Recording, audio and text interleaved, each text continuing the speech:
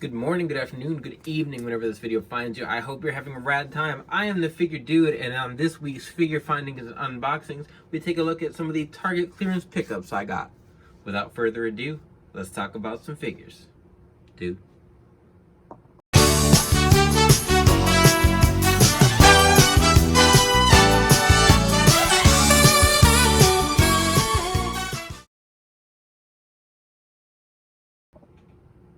As you can see here, I have the other three Legends figures. So I had Rey Mysterio. I got him last week or 2 weeks ago, and the other ones weren't on the shelves yet. So I'm not someone that normally goes and asks workers to get figures. Most of the time, I don't have a problem finding them, just waiting on the shelves. So I just do that, and it works out because with as many of these Legends figures as are coming out, they hit clearance already. They were just on shelves last week, I think, and this week I got them all on sale. There was a sale on Target's app, and I decided to pick up the APA, or Acolytes, and then I got Molly Holly. For some reason, she was a little bit cheaper. I think I got both of the Acolytes, Farouk and Bradshaw, for like 16 something, and then Molly Holly was $15.39. I don't know why. And I actually had Target points, so she ended up costing me nothing. I just got her shipped for free. So Jade, I got her, Jade Cargill. I picked her up at Walmart, actually. I went to Walmart for something. I was just looking around, and I saw that they had the Unmatched set with Jade, and I wanted to wait, so instead of getting them on a ringside, I was like, whatever, I'll get them when they're a little bit cheaper at retail. In retail, this Jade was $23.97, and on ringside they're when they come out they're like $25.99 a piece. So she was barely cheaper than what they come out when they're on pre-order, and at this point, the Jade figure is already cheaper on ringside. I'm pretty sure I looked and it's like $19.99 already. So I did that, and I wasted money and I got it way later. So just a heads up, Walmart AEW figures are pretty pricey right now. But she's one I really wanted. I didn't mind. I was like, whatever, I'll grab it. I left the rest of the set, nothing that I was really dying to get. So I just kept those sitting there. I passed on the suited Cody. The whole set is on ringside, so I figured whatever, I'll wait till Black Friday. I'll pick them up then, even cheaper. Use a discount code and save some money. So I'm going to look at each one of these individually. This is not going to be as in-depth as I had to with the Supremes and the Ultimates I had last time, because these guys are just Legends and single Unmatched figures, and they don't come with nearly the amount of accessories. So be right back. This will be all right. First here, I want to take a look at the Acolytes because I am really excited. I've wanted these guys. This is how I remembered them really as a kid. When they were the Acolytes, they had their chests painted. They were with the Undertaker for a bit. But I don't have issues with how they look, but I have issues overall with how they go with their other figures.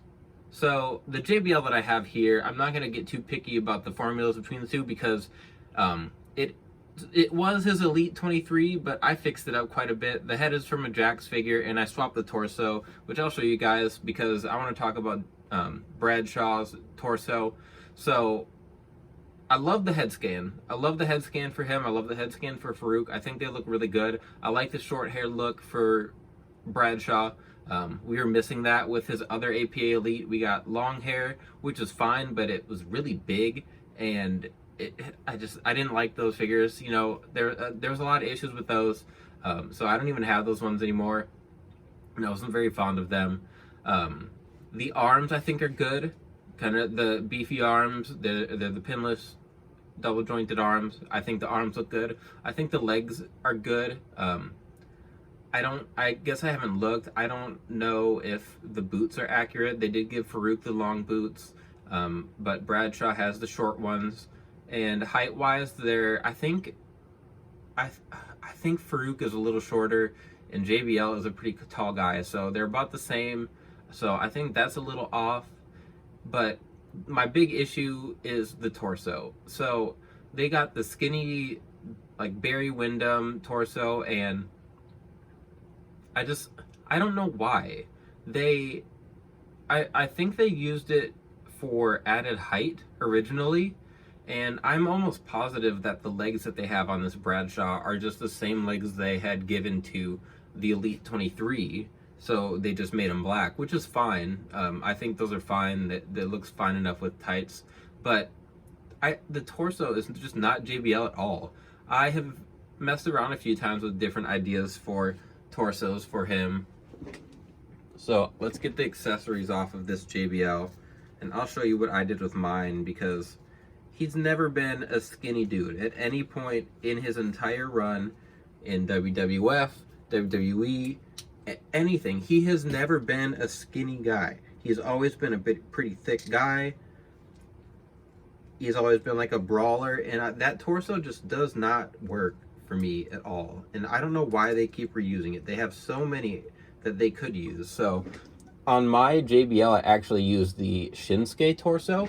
I did use the Stone Cold torso originally, and I like the build of it. I just thought the waist was a little too skinny. JBL really didn't have like any sort of hourglass shape. He was just a thick dude, especially in his JBL years, a little different. So maybe I might use Stone Cold on the Bradshaw here, but I just hate that skinny torso. I don't think it looks good on anyone. They've used it on Wade Barrett. They've used it on Barry Windham. Those are the ones that come to mind. No Way Jose had that torso, which was all right for him, but I just don't think the torso is a good choice for most guys that they do use it for. But other than that, I really like the figure. I love the head scan. I love the True Effects I talked about makes beards look really good.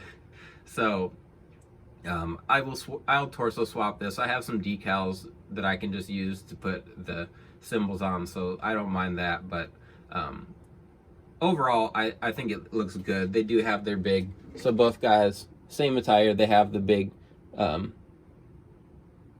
Ministry of Darkness logo with their Acolyte symbol.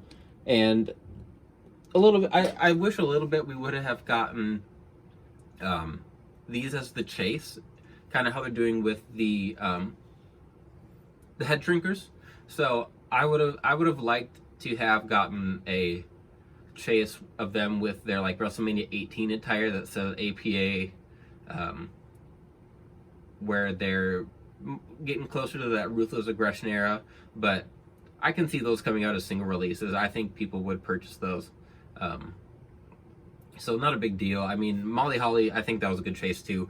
That the chase that we did get of Molly Holly, that's never getting another release. So I'm not that upset. But moving on to Farouk, I like him more. I think his formula is good. He was always a pretty big dude as well. Like I said, I think he's a little tall. They do use the tall boots, which I think is accurate, but I think he's a little taller than he's supposed to be, which it's not gonna ruin it for me. I think he looks really good. And like when I think of the Acolytes, I just think of two beefy dudes beating the crap out of other wrestlers, so not a big deal. My complaint with Farouk though is that none of his figures have the same skin tones. So this new one is not even the same skin tone as this Hall of Champions one, which is, I love the Hall of Champions figure with that old WCW belt. I think it looks amazing. But even those two don't have matching skin tones. And then I have his Nation of Domination Elite here. And then he's different, completely different from both of them. And then his other elite that he has, I'm almost positive that one's even darker than this one, the Nation of Domination one. So I don't know, like, I don't understand why Mattel has such a hard time with non-white dudes and their skin tones. Like Roman Reigns, he's got the like dark skin tone, and he's not a dark person really. Like a lot of people complain about it with Eddie Guerrero. Like every Hispanic person gets the same skin tone, even though they're not the same skin tones. I don't know. It's not like a racism thing, but it is annoying that they just say, oh, This guy is Hispanic, give him the Hispanic skin tone. And like with black guys, they just struggle, man. I don't know. I don't get it. But nonetheless, the figures look good. I like them.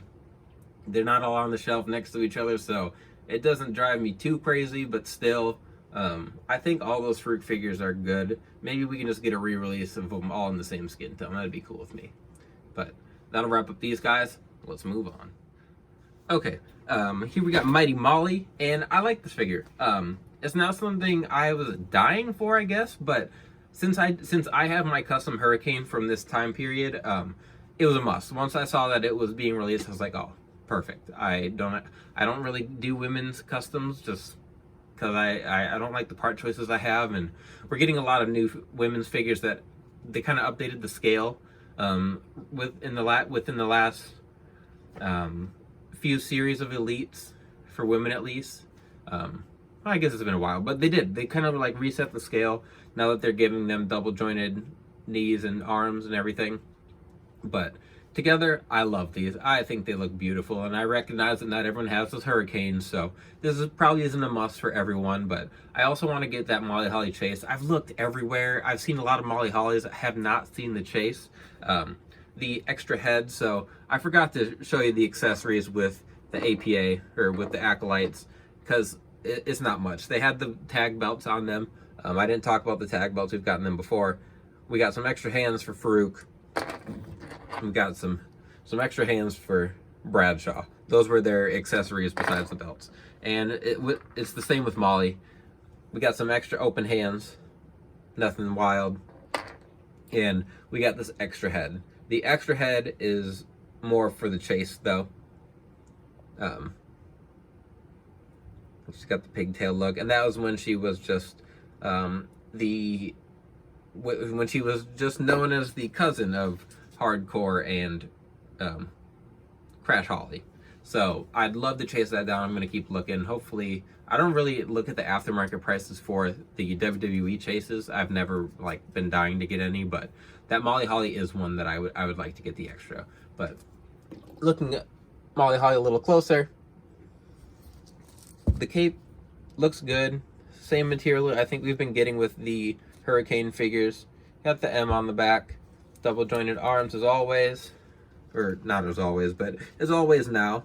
And the articulation on mine is good, which does not always happen. The head scan I think looks good. I'm actually probably going to pose her with the Hardcore title. I think it was WrestleMania 18 that she pinned Hurricane. She snuck up on him and pinned him for the Hardcore title, so I'll probably pose her with the Hardcore title. I would love to get a Molly Holly with her brown hair and just the plain black pants with her white top, which I think is more popular for her, but also definitely not as cool looking. Molly Holly, or Mighty Molly, is just a way more toyetic figure. I think the head scan's good. I think the arms move well. I don't have any complaints about this. Not something that's gonna knock it out of the park. Not like a home run figure of the year, but I think it's a good one. I'm glad I got it in the Legends line, and I'm also glad I got it on clearance. All right, and then to wrap things up today, we have Jade Cargill here, and we obviously don't have another Jade yet, so I just put Ty Conti or Ty Mello and Thunder Rosa next to her. And one thing I will say about the AEW women's figures is the articulation for them is pretty good, and they all feel really different to me. It's hard for me to tell what stuff they reuse and use, but you can look at the torsos for these three figures, and they're all different sculpts. They're all different molds. The lower halves are different. I don't know, maybe the thighs.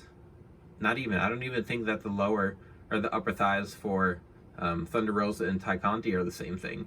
And maybe the kick pads. I think the kick pads are the same, but they do a really good job, I think, with the women's figures, making them actually look like their attires. They do a good job molding, and I don't know how they do it. I can't be that cheap to always give them new molds, but I think that they all look really good. Scale wise, I don't know, it's hard to know because like my baseline for comparing is the women's figures, like Mattel figures, and obviously those aren't a perfect scale. And if Jazzwares are still kind of smoothing things out with their scale, like we've gotten some that are huge. The Dana Bryan that's coming out is really big. The John Moxley's are ginormous, so I do not like those AEW figures of him. I like the Headscans, but that's it. But I think Jade looks really good. She is supposed to be big and imposing. I wish that her thighs were a little skinnier. Like I feel like she looks a little more squatty than she does in real life. Like I know she's ripped, but I feel like her upper body should be a little bit bigger. Like her shoulders and arms should be a little bit more ripped, and then her legs should be a little slimmer. But I think it still looks good. The white hair looks good. I wish there was like a wash or something, but I'm not going to complain that much. I think it still looks good. Her accessories are those two hands right there. Nothing crazy. I wish we got just like some open hands. What I don't like here is this is what, like, her legs, when you put them up, this is as far like together as they go. I mean, I guess you could have them there, but if you go up the way it's cut, they have to go spread eagle. I mean, I'm not going to do a lot of posing with Jade. I'm not really a huge Jade fan. I think her look is good. Obviously, she looks like she could whoop anyone's ass, probably whoop my ass. But I'm just not a huge fan. I get kind of bored with her matches. I wish they would do a little bit more. Honestly, I wish they'd do a little bit less and just let her squash people, make her like a Goldberg, and let her develop in the background. But anyway, I think the figure looks good. I wish the gold on her top and bottom were the metallic like she actually has, which maybe I'll go in with some paint, but that's going to be a pain. So that'll get put on the back burner, but I'll get there eventually. But other than that, not really any complaints. It's fine. I will not be paying full price for a lot more AEW figures, though. I can tell you that. I still think Thunder Rosa is probably my favorite women's figure we've gotten from AEW so far. The Supreme, I guess, Britt Baker's really good, but I just think this Thunder Rosa is fantastic, and I will do a top 10 list with figures pretty soon. I want to start that, but Thunder Rosa will find her way to the top, I think. We'll have to wait and see until we get there. Anyway, that is going to wrap things up this week. Remember, you can always like, share, and subscribe to help me out. I appreciate it. I appreciate the comments. I like commenting back, talking about figures. That's why I made this channel. I like sharing things with you guys. I like talking about figures. I spend a lot of my spare time doing it. And remember, you can't buy happiness, but you can buy figures. Figure Dude out.